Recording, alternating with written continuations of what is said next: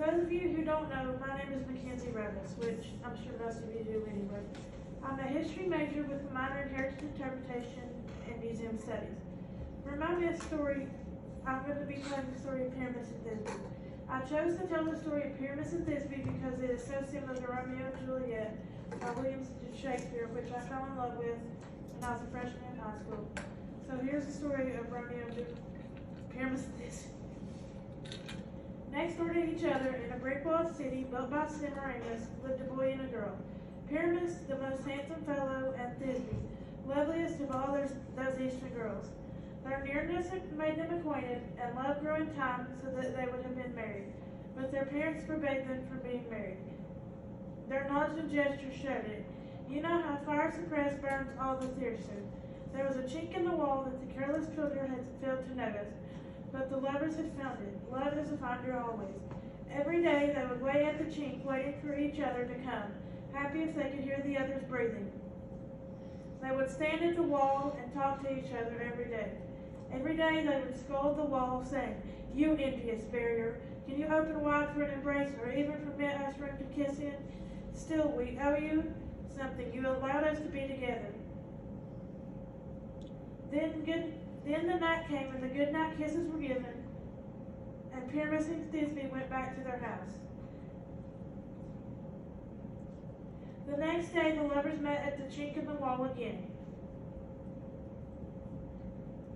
They had a decision to make. Would they meet at the same place tomorrow, or would they meet at somewhere else and try to fool their parents to skip town? They decided that they would in fact try to fool their parents and skip town, but where would they meet? They decided that they would meet at Nonnus's tomb. At Nonnus's tomb there was a tree with snow white berries, a mulberry tree with snow white berries. That's where they decided that they would meet. When Thisbe was going to Nonnus's tomb, there was a lion, crimson froth with bloody jaws from the blood of crows, that was chasing her. Thisbe got paler and paler and ran into a cave, dropping her veil as she ran. Pyramus, on his way, he saw the veil laying there. He thought that the lion had killed Thisbe. He said, "Thisbe, this is all my fault. I'm the murderer. Poor girl. If I had got here sooner, this would have never happened. This is all my fault."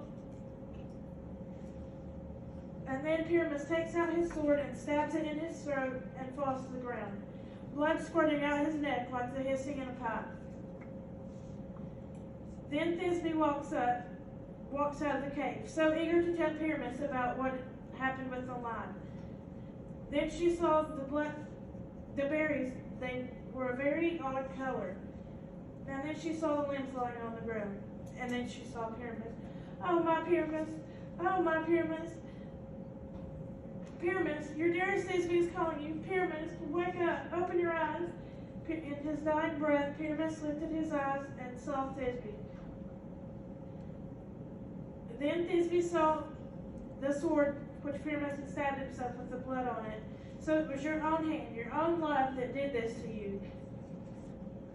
Even death could not separate us. Death is the only thing that can keep us apart." Then Thisbe grabbed her sword and fell over on it at her breast. The